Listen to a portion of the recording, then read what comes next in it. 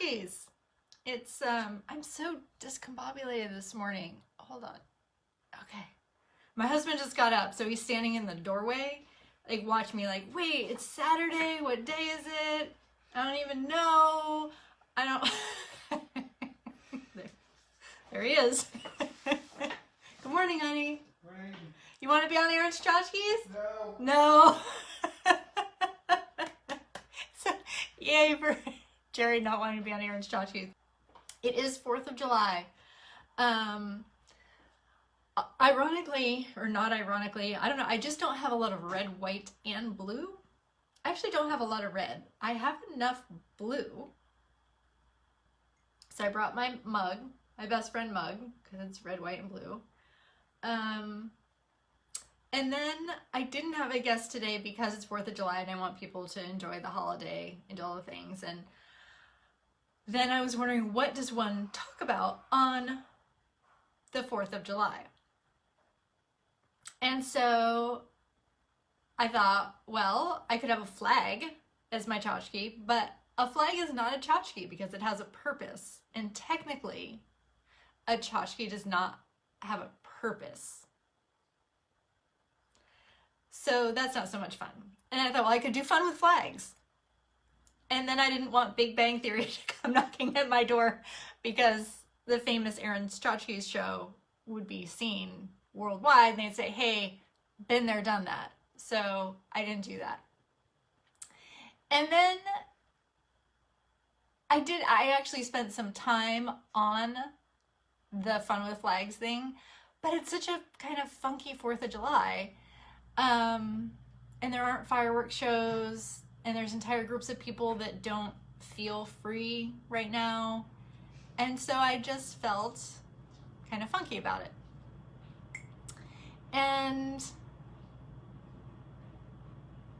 then I realized the thing that July is most important to me about, sentence didn't make sense, is Jerry, the guy lingering in the doorway, watching, not watching, doesn't want to be on the show. I hear him making coffee, all the things.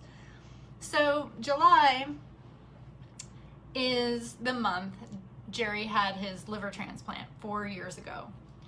And so it's typically the month that I talk about organ donation. And I thought, you know what? There is nothing more liberating and being able to be free than being able to make choices about your own body. And the ability to become an organ donor is a miracle. It gives the donor a chance to save lives, which is not something people get to do often. Some people might think it make them feel like it gives them a chance to live on, but that feeling of saving someone else's life, I think it's huge. So I'm going to talk about that. I wanted to back up a minute because I haven't talked about my May and June givebacks, which were to Feeding America, and so I wanted to give you updates on those. For May and June combined, we had a total lemongrass sales of $335.50 through me. And so as promised, 10% is going to be donated directly to Feeding America. I will be making that donation today. And then I will give you some more detail as we go on, but July is the donation from me, the give back from me is going to be to Donate Life America. And I'm gonna have to just have guests all the time because apparently now when I do Erin's Tchotchkes, I just cry. Erin's crying tchotchkes. So my tchotchke for today, and I love it the way these things just come together in my life. So my tchotchke for today is this little red heart. And my favorite stories in life are my Jerry stories, if you haven't noticed already. But this little heart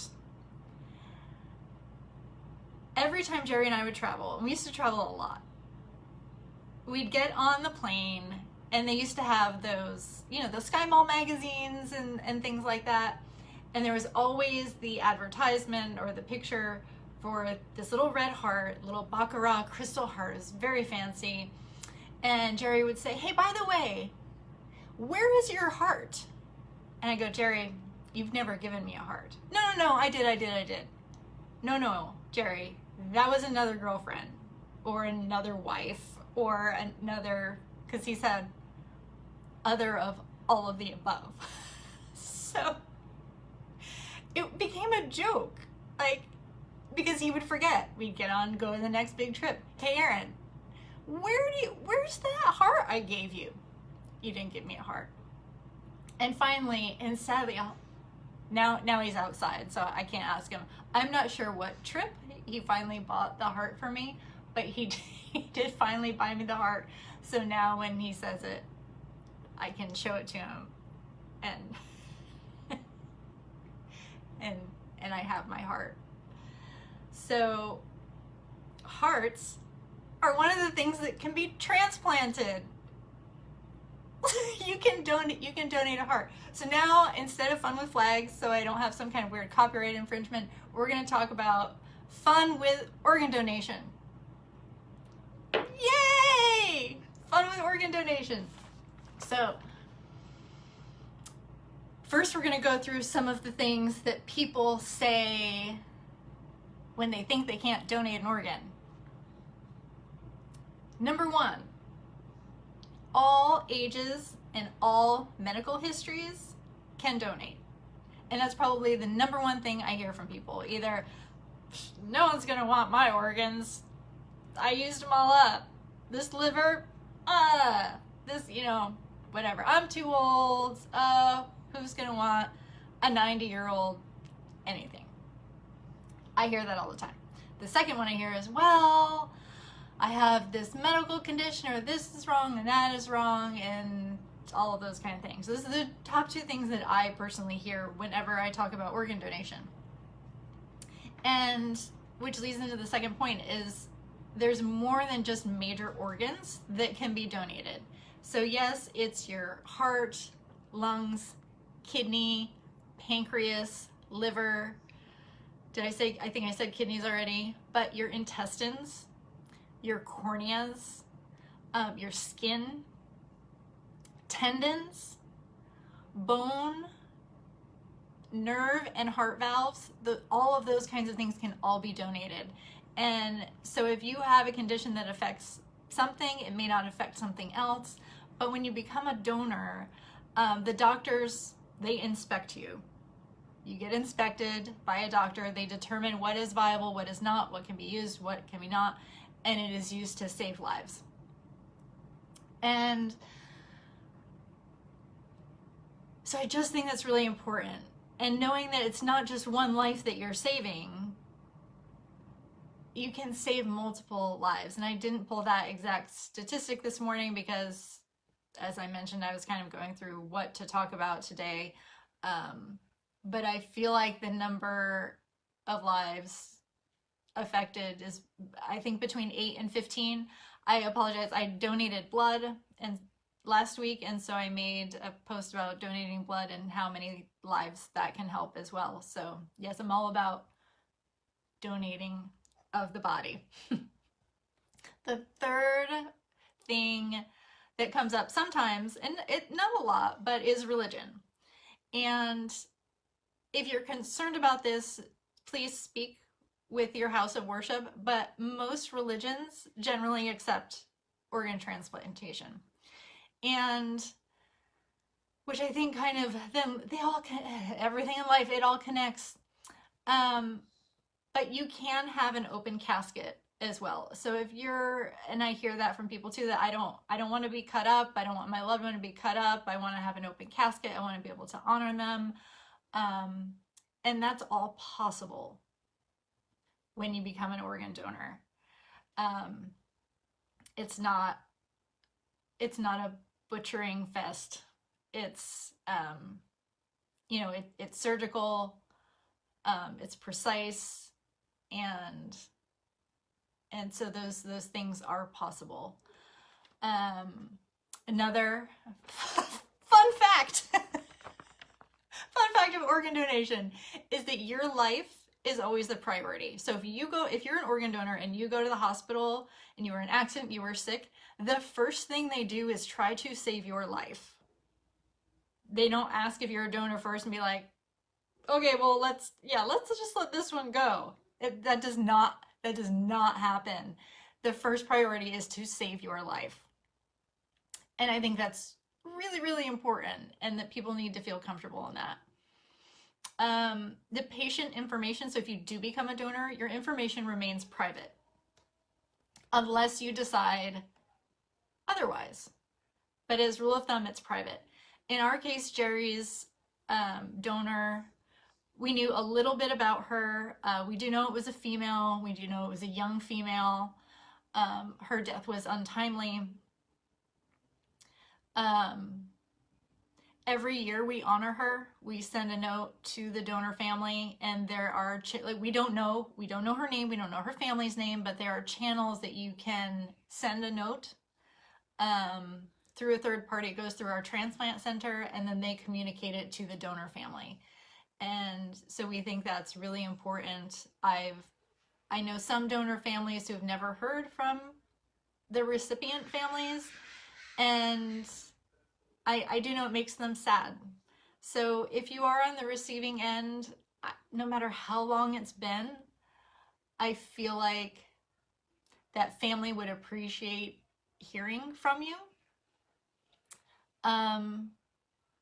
Just to know that they made a choice that mattered, that that you're okay, that you received an organ and you're okay, or your family member's okay. I just think that communication is really important. There are more leaps and bounds in technology and living donation. I think we hear about it more in kidney donation. If you haven't seen Steel Magnolias, perhaps you need to do that this weekend, but that's about kidney transplantation. And it's also possible with liver donation. Those are the two most common, because with the liver actually regenerates itself, and so you can cut a part of, excuse me, of somebody's liver and transplant it into another person, and the liver will grow. It will regenerate itself and grow to a full size that will fit its new home. So those are possible. It's a little more complicated, but there are possibilities for living donor transplantation. So statistic time, because everybody wants to know about statistics. So in 2019, thankfully, the number of donors increased 8.7%, and that's almost 40,000 transplants. So that's a lot. So the number of people that are committing to donation is increasing, which it's just so important.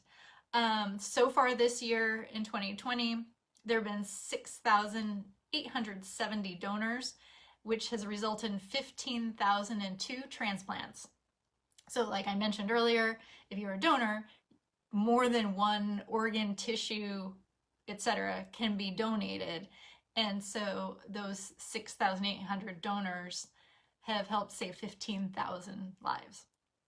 At this moment, they keep, UNOS is the governing board for transplants in the United States, and at this moment, there are 69,060 people on a wait list waiting for an organ in the United States. 69,000 people. And in 2018, more than 6,200 people died waiting for a transplant. So,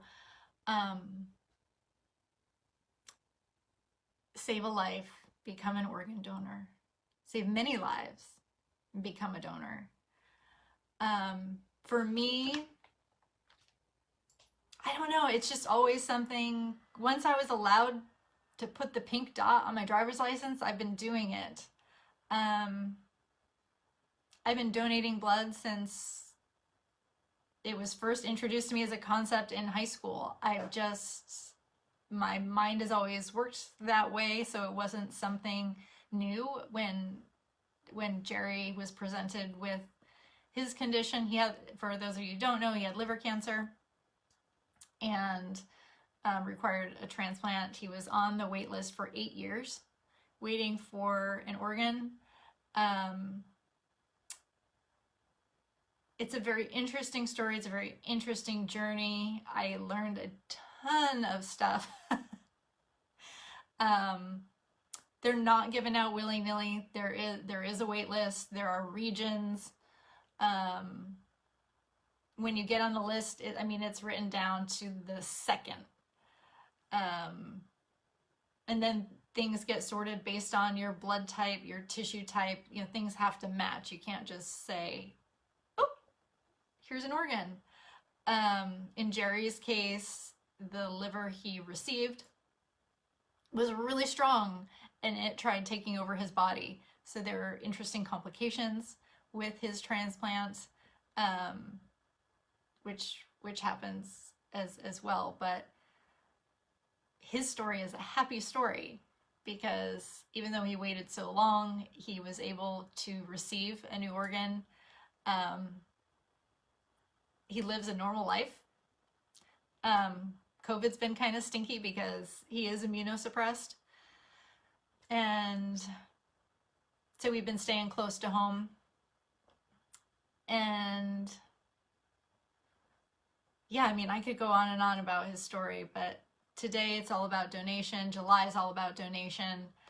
10% of all of my lemongrass sales this month are going to go to Donate Life America. If you go to Donate Life Florida, you can sign up to be an organ donor there. So if you're not feeling like you need any lemongrass stuff, but who doesn't? We got insect repellent and hand sanitizer and sunscreen and healing elements, and we have all kinds of magical things. But if you don't need any of that, you can donate on your own. If you want to donate through me, you can. But you can donate at Donate Life America, and I will post that link. If you're already a donor, let's see, what should the code be? Maybe just hashtag Donate Life. Let's do that. Or donate, or I'm a donor. I really don't care what you say. If you are one, comment below, and I'm going to send you a free little lemongrass gift. I will send it out this month. This just came to me magically. So I'm not exactly sure what it'll be, but give me a shout out, help spread the word, and we'll get little treats out to you. So it is now 8:20. It is 4th of July. Enjoy it. Enjoy your freedoms. I suppose try to think of all the good things that this country has to offer and the growth that we have made. We're still growing as people, as a country. So let's embrace the change and give life. Give life, you guys. Happy 4th of July and have an amazing day. I will talk to you all next week. Next week, Liz Hall is going to be my guest. Liz Hall is a rock star. She is the owner of the V Trainer. She is my sister from another mister. Yeah, she's amazing. And I expect lots of laughs next week because she's tons of fun. So 8 o'clock a.m., Erin's Tchotchkes right here with Liz Hall. Have an amazing day.